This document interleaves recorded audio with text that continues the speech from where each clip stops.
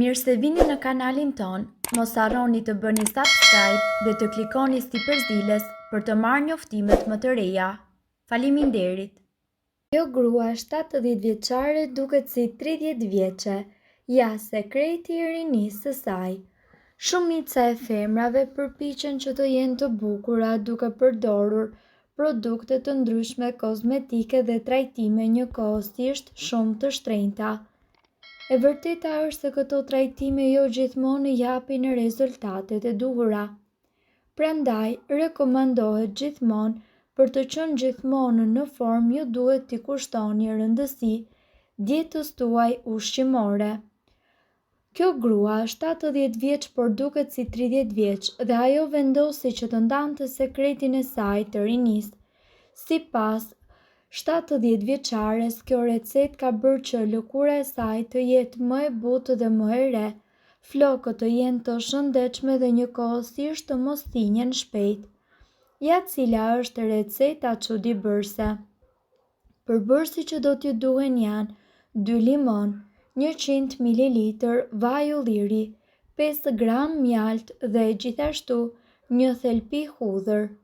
Përgatitja: qëroni limonin dhe hudhrën, shtypeni mirë këta përbërës, më pas shtoni mjaltin dhe përzjeni mirë. Hidheni përzierjen në një enë dhe ruajeni atë në frigorifer. Konsumoni një lugë çaj nga kjo recetë çuditëbërëse 3 herë në ditë para çdo vakti. Gjithashtu rrudhat janë një pjesë e paevitueshme e procesit të plakjes. Tek disa njerëz rrudhat dalin përpara kohë kryesisht tek zona e syve, gojës dhe e qafës. Rrudhat shkaktohen jo vetëm nga rënja e prodhimit të kolagjenit, por edhe nga ndotja, ekspozimi në diell, mungesa e vitaminës D3, përdorimi i tepërt i produkteve kozmetike, ndryshimi i kremrave dhe gjithashtu duhani. Rrudhat munden që të zbehen, shmangen dhe gjithashtu të mbahen nën kontroll me disa trajtime tërësisht natyrale.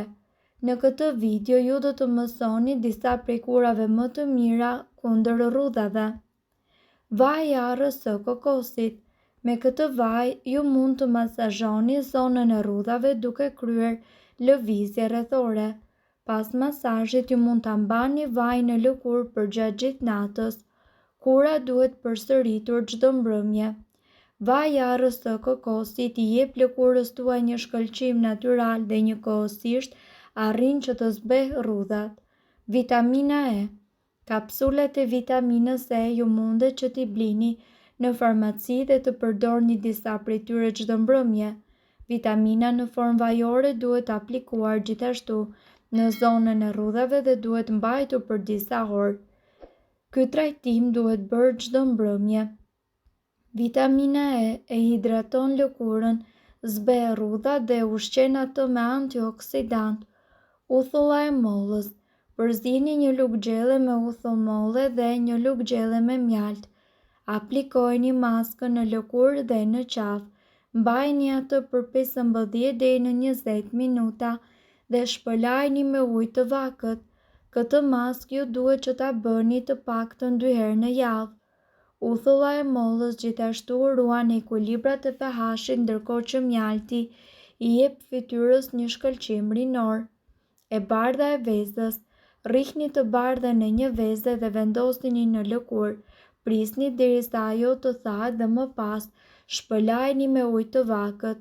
Kjo maskë e përshtatshme për lëkurat me yndyrë duhet bërë 2 herë në javë. E bardha e vezës e tendos lëkurën dhe gjithashtu bën të mundur zbehjen e rrudhave. Avokado. Tulin e avokados ju mundet që ta shtypni në një mikser dore dhe maskën ta mbani në fytyrë për 20 deri në 30 minuta. Kjo maskë duhet bërë deri në 2 herë në javë. Avokado zbut rrudhat dhe i jep lëkurës tuaj shëndet, gjallëri dhe shkëlqim. Aloe vera. Përzini një lugë gjelle me xhelin e aloe verës me të bardhën e një veze.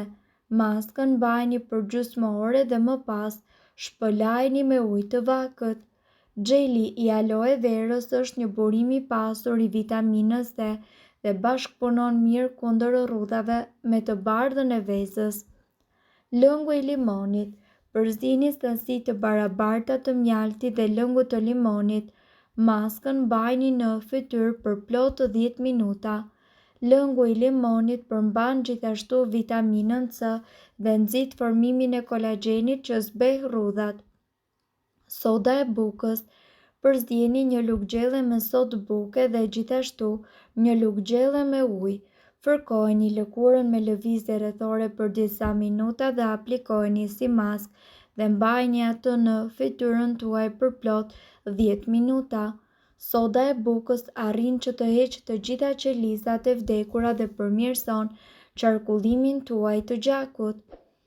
Nga ana tjetër, kosti nuk është vetëm një produkt i shijshëm, por ai është i pasur edhe me plot të vlera për të konsumuar në kurdoherë. Janë pikërisht këto vlera të cilat e përmirësojnë shëndetin e lëkurës nëse ju e përdorni atë si një maskë.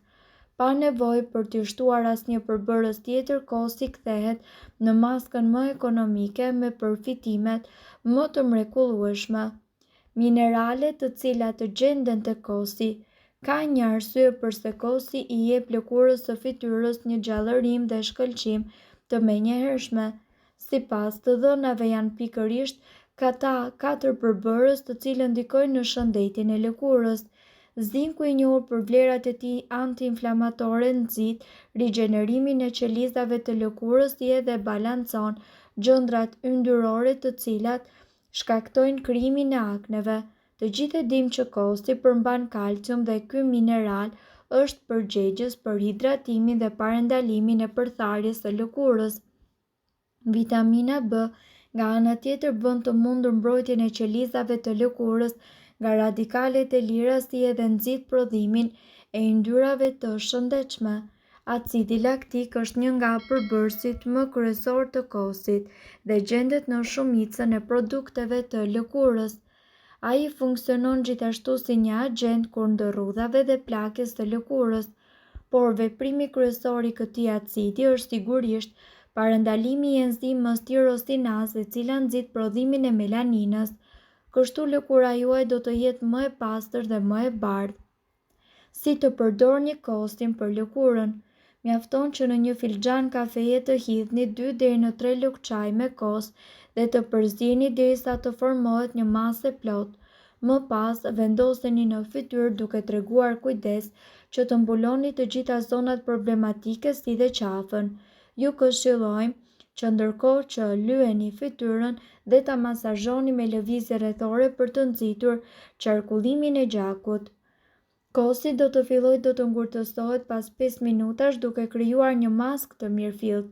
Lëreni për rreth 15 minuta dhe më pas mjafton të njomni pak duart me ujë dhe përsëri ta fërkoni fytyrën derisa shtresa e kosit të thërmohet. Kështu, ju do të largoni qelizat e vdekura dhe papastërtitë që janë akumuluar në poret e lëkurës gjatë ditës. Kosi gjithashtu përmban baktere të cilat të luftojnë të gjitha papastërtitë e mbledhura në lëkurë nga kontakti i saj me faktorët e jashtëm, por gjithashtu ju do të parandaloni krijimin e akneve si rezultat i infektimit të poreve nga papastërtitë. Më pas shpërlajeni lëkurën me ujë të bollshëm dhe fshiheni lehtë me peshqir. Nëse keni fytyrë të ndjeshme, thjesht ta shpëlani fytyrën me ujë të bollshëm. Sa shpesh duhet ta përdorni kostin për lëkurën e fytyrës? Për personat me lëkurë të yndyrshme është e këshillueshme që të përdoret çdo ditë për të patur rezultat. Nëse keni lëkurë të thatë, mund ta përdorni 2 apo 3 herë në javë. Mirëpo duhet të dini, informacionet në këtë video kanë për qëllim të plotësojnë dhe të mos zëvendësojnë këshillat e mjekut tuaj dhe nuk kanë për qëllim të mbulojnë të gjitha përdorimet e mundshme, masat paraprake, ndërveprimet ose efektet negative. Informacionet në këtë video mund të mos i përshtaten rrethanave tuaja shëndetësore, prandaj para përdorimit konsultoni me mjekun tuaj. Nëse doni të dëgjoni video tona që ne postojmë çdo ditë, kliko subscribe. Ju ftojmë gjithashtu të bëni like në video tona nëse i keni dëgjuar dhe pëlqyer ato. Faleminderit që e pat videon ton. Shpërndajni këtë video në profilin tuaj në mënyrë që të informohen edhe shokët tuaj. Faleminderit.